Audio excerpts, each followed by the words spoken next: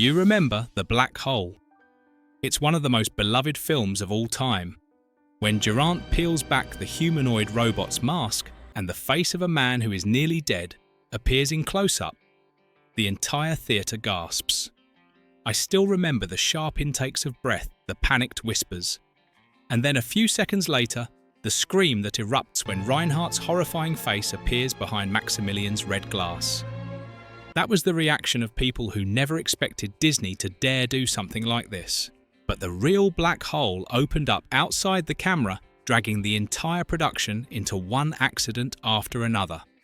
A legendary writer was fired before his first lunch. A female lead nearly lost her life in a tragic accident. And an expensive spaceship model was taken out in a brutally violent way somewhere no one would have expected.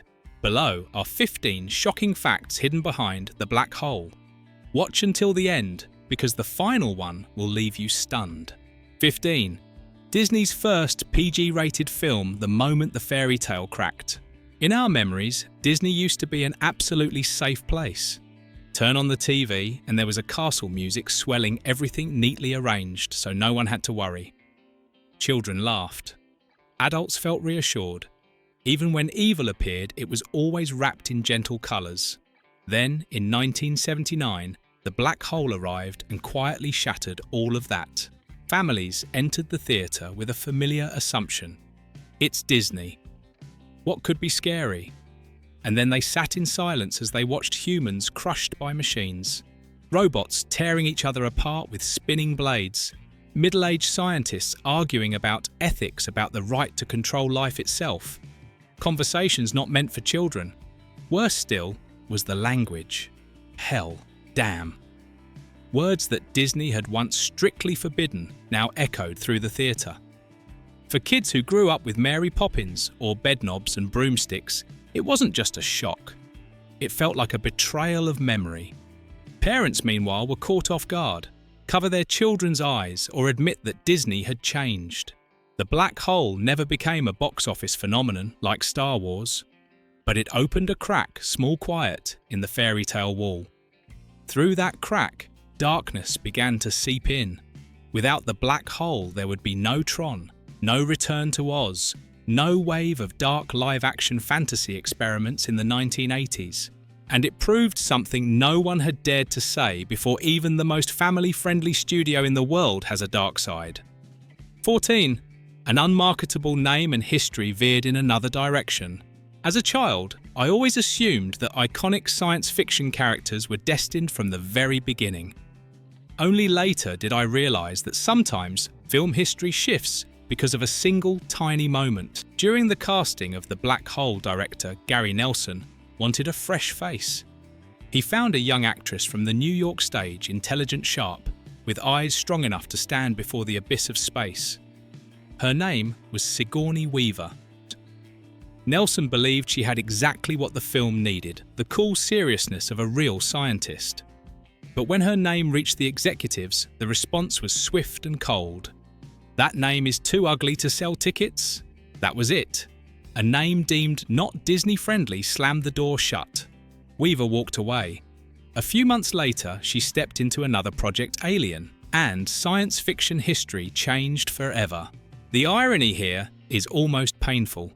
The studio that believed she couldn't be marketed ended up missing the woman who would redefine the image of the female sci-fi hero. Disney chose the safe option, Yvette Mimieux, a familiar face, properly Disney. Mimieux was no Ripley. Her Dr. Kate McRae was quiet intellect, non-violent, restrained, unbreakable, in a different way. Yet she still made history, the first female lead scientist in a Disney live-action film. 2 paths, 2 outcomes. One conservative decision pushed Weaver toward global icon status. Disney preserved tradition and settled for a modest milestone instead of a revolution. 13. Norman Bates boards a spaceship and Disney can't turn back. Before stepping onto a Disney spaceship, Anthony Perkins taught an entire generation how to fear a perfectly ordinary-looking man in Psycho.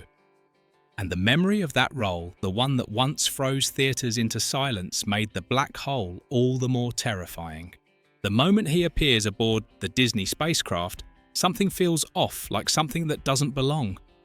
Perkins carries the legacy of Psycho with him, a deep-rooted unease etched into popular culture. As Dr. Alex Durant, he doesn't overplay it. He whispers, he observes, he admires Reinhardt in a slightly off-kilter way. Everything stays beneath the surface, and that's precisely what makes it frightening. Then comes the death. Durant is crushed by the spinning blade of the red robot Maximilian, metal grinding, mechanical motion, and a human body erased in seconds. It is one of the most violent moments Disney ever put on screen. Audiences were unprepared, and in that instant, the black hole crossed the final boundary of family Disney. Perkins's fate didn't just shock, it branded the film. After that scene, no one could reassure themselves that everything will be okay. Norman Bates had boarded a spaceship, and from that moment on, Disney could no longer return to its old place of safety. 12. Robot Bob was born from destruction. Do you remember the Robot Bob? He wasn't powerful, but almost everyone who watched the black hole wanted to protect him. Bob looked like a survivor, battered crooked as if he had been forgotten for a very long time in some dark corner of the Cygnus. And it was precisely that feeling that gave Bob a soul. Few people know that this look was never planned from the start. When the model shop delivered the first design director, Gary Nelson hated it immediately. The robot was too clean, too symmetrical, too new. It looked like something fresh off an assembly line, not a machine that had wandered for 20 years aboard a dead ship. To the shock of the entire crew, Nelson grabbed a baseball bat, rushed at the clay reference model, and started smashing it again and again until the head was dented. The body leaned sharply to one side and the surface was covered in cracks. When he finally stopped, that was the Bob he wanted to see. The team rebuilt the robot to match that battered version exactly. On screen, that imperfection made Bob fragile, a second-tier machine, a wounded figure in an indifferent world. And audiences, especially children, immediately took its side. Ironically, one of the most beloved robots in Disney history was born not from meticulous care, but from deliberate destruction. 11. The 4-hour employee and the banned pitch. When Disney decided to make serious science fiction, they quickly ran into an uncomfortable truth. The writers who had penned stories about umbrella-flying nannies or sentient cars weren't enough. To prove to Hollywood that this time it's real, they made a bold move, hiring Harlan Ellison. Ellison was no ordinary writer. He was a legend, the name behind the classic Star Trek episode The City on the Edge of Forever. Hiring Ellison was a statement Disney was ready to step out of its comfort zone. But Disney forgot one crucial thing. Ellison had no breaks. On his very first day, Ellison walked into the studio cafeteria for lunch. He sat down at a table full of writers and producers and began to stir things up.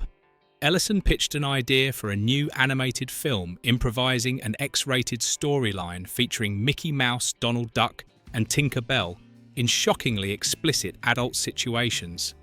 He even used voices, acting it all out like a one-man stage performance. The table froze. What Ellison didn't know was that at the table right next to them sat Roy O. Disney, Walt Disney's nephew, and the head of the company, listening to every word. Before lunch was over, Ellison returned to his office. His nameplate was gone. On the desk lay a termination notice. He had been a Disney employee for less than 4 hours. It wasn't just a firing. It was the moment Disney realized that the darkness they wanted to touch was far harder to control than they had imagined. 10. A haircut and a tragic ending. Amid the chaos of the script, Disney needed something familiar to hold on to. They found it in Jennifer O'Neill. She was beautiful on the rise and above all known for her long flowing hair, an essential part of her image. When O'Neill was cast as Dr. Kate McRae, everything seemed settled, until director Gary Nelson realized a very practical problem here in a zero-gravity environment. There was no CGI at the time. Hair couldn't be made to float digitally. Wires looked fake. Gel made it stiff. The camera would expose every trick. There was only one solution: cut the hair. For an actress whose image was built around long hair, the request was almost cruel. O'Neill was devastated, but she wanted to keep the role. She invited legendary hairstylist Vidal Sassoon to cut her hair right on set. The haircut became something like a farewell ritual. Stories say O'Neill drank a few glasses of wine to steady herself as lock after lock fell away. When it was over, she suffered a psychological shock and may not have been fully clear-headed. She drove home. An accident occurred on the way. It was severe enough that O'Neill was hospitalized and unable to continue working. Disney, with millions of dollars hanging in the balance, didn't wait. They replaced her with Yvette Mimieux, who agreed to the short curly hairstyle without a word of protest. One role changed hands, one career veered onto a different path, and one behind-the-scenes tragedy that audiences would never see on screen. 9. A film with no ending script. When I watched The Black Hole, I always assumed the ending had been planned from the start. Only later did I learn a truth that sounds like a bad joke. The Black Hole entered principal photography without an ending. The film had everything a major production needed: an enormous budget, massive sets, and a cast of well-known actors. But it was missing the most vital thing of all. The shooting script that the director and actors held in their hands ended with exactly one sentence: "They go through the black hole." Period. The writers had backed themselves into a corner. They had built the black hole as an absolute force of the universe, yet had no idea what would happen once the characters entered it. For months of filming, the atmosphere behind the camera wasn't excitement, it was panic. The director and the effects team brainstormed every possible solution they could think of. Ideas came and were torn up as quickly as scrap paper. The hesitation dragged on until the final days of shooting. Actors complained they didn't understand their characters' motivations. Each day on set brought a different version of the script. They were performing as if in a vacuum, moving forward without knowing where they were going. A movie about a black hole was being shot inside its own creative black hole. 8. A hidden joke or the universe's sentence. Time was running out, money was still burning, and the ending still didn't exist. Finally, the visual effects team made a near-desperate decision. If the science couldn't be explained then, abandon science altogether. They turned to the metaphysical. If the black hole wasn't a physical phenomenon, then what was it? A gateway to another world, a boundary between life and death. And so a literal hell was constructed. Real fire, jagged rocks, colours and compositions that directly evoked Dante's Inferno. In the final sequence, the villain, Dr. Reinhardt, and his guardian robot, Maximilian, aren't crushed by gravity.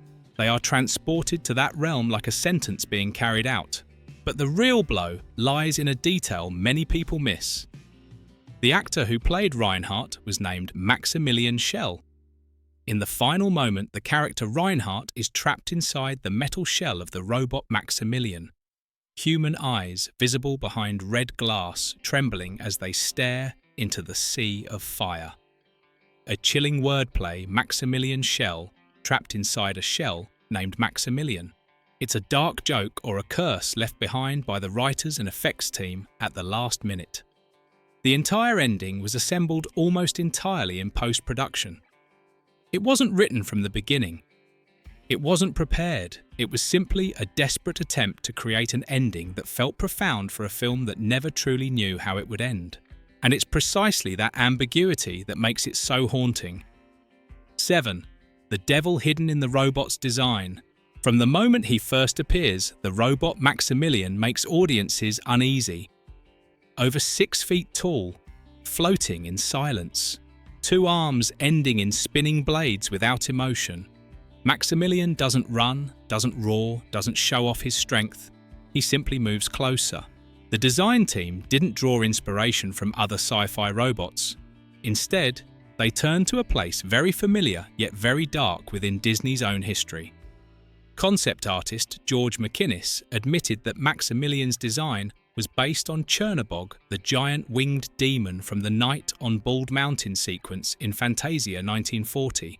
The heavy upper body, the dominating hovering posture, the glowing red glass like demonic eyes. the stance of looming above, looking down in judgment. Maximilian isn't a bodyguard. He's a devil clad in metal. And like Chernobog, he doesn't need to speak. His mere presence is enough to signal one thing: this place is not safe. And there is no magic that will save you from a fate already decided. In a Disney film, that image was unprecedented. Not evil as a lesson for children, but evil as an entity that simply exists, needing no justification. 6. 2 galaxies, 1 sound. Are you like me? When watching The Black Hole, you might not remember every scene or every frame. But if you're asked about the feeling when the doors on the USS Cygnus open, many people describe the same thing. A cold, spine-chilling hiss, as if the air itself were being torn apart. What's strange is that the sound isn't unfamiliar. Sharp-eared viewers eventually realized it's the very same door sound used on the Death Star in Star Wars. The same rhythm, the same mechanical breath, the same sensation of stepping into a place you were never meant to enter. At first, people suspected everything from copying to quiet rivalry. But the truth is far more mundane. In the film industry, sound designers don't start from scratch every time. They rely on shared sound libraries effects that are stored, shared and reused. And that famous door sound was created by Ben Burt in a disarmingly simple way, pulling a sheet of paper out of an envelope. The sound was too good, too perfect. So it ended up in a library that the Disney sound team also had access to. And just like that, 2 of the late 70s most competitive space epics became linked by a single noise. The USS Cygnus and the Death Star, sonically speaking, were as if they shopped for parts at the same hardware store. And every time the Cygnus doors open carrying that familiar sound, it's as if you hear a whisper, 2 different galaxies sharing the same fear. 5. The undignified death of the brass ship. Do you feel the same way I do that the USS Cygnus looks unlike any other spaceship? It's an open framework glowing from within like a crystal cathedral drifting through the void. Beautiful, cold and unsafe, perfectly in tune with the spirit of the black hole. To create that image, Disney's model shop did something insane. They built a model 12 feet long, weighing 175 pounds, made almost entirely of brass so it could withstand a complex internal lighting system with thousands of tiny bulbs. In 1979, the model cost over $100,000, a staggering sum. It wasn't just a prop, it was a work of art. You'd think something like that would end up in a museum, but the fate of the Cygnus was heartbreakingly mundane. After filming, wrapped, the model was crated up and moved into a storage area behind the Disney lot, a place grimly known as the Boneyard. It sat there year after year without light, without music. Then one day, a forklift driver accidentally backed up the wrong way. One bad angle. The crate containing the Cygnus was struck head-on. The delicate brass framework was crushed instantly. Beyond repair. Beyond saving. One of the most expensive models in Hollywood history died because of a careless maneuver. In the end, it was thrown away. A ship that once symbolized beauty and fear in cinema met its end as anonymous scrap. 4. The illusion of the glass armada. When watching The Black Hole, many people believe they're seeing vast halls, endless corridors, an entire city floating in space. But the truth is simple: Disney couldn't afford to build all of that. Had they constructed the Cygnus sets exactly as seen on screen, the studio might have gone bankrupt. The solution wasn't metal or concrete, it was paint. The Black Hole relied almost entirely on the talent of Peter Ellenshaw, the legendary Disney artist who had retired only to be brought back for one final masterpiece. Ellenshaw created more than 150 matte paintings for the film, a record at the time. Matte painting is both simple and magical. A sheet of glass is placed in front of the camera. The artist paints the background onto it, leaving a clear area where the actors are filmed live. Ellenshaw's work was so precise that many actors couldn't tell where the real set ended and the painting began. They walked through a world half real, half illusion, without even realizing it. And thanks to newly developed computer-controlled cameras, the camera could move through the paintings, creating a sense of three-dimensional space that static images could never achieve. The result was a perfect illusion.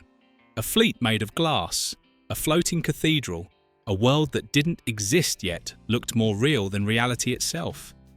In a way, The Black Hole isn't just a film. It's a gallery of Ellen Shaw paintings brought to life by motion. 3. The swear words that broke the Disney mold. If you had to name the greatest legacy of The Black Hole, it probably wouldn't be the imagery nor the story. It would be the rating. For decades, the Walt Disney Productions label was almost synonymous with one thing: G-rated. Family films, safe, suitable for children, nothing for adults to worry about. But after Star Wars, Disney began to realize a harsh truth. A G rating was no longer a badge of honor.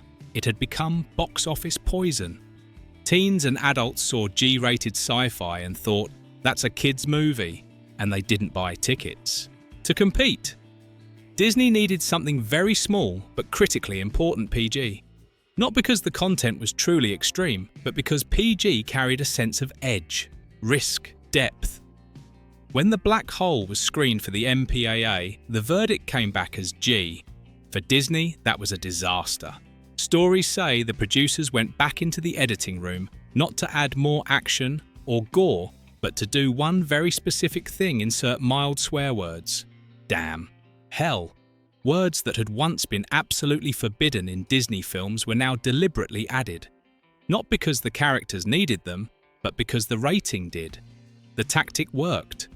The MPAA upgraded the film to PG, and for the first time, Disney officially crossed a boundary it had imposed on itself.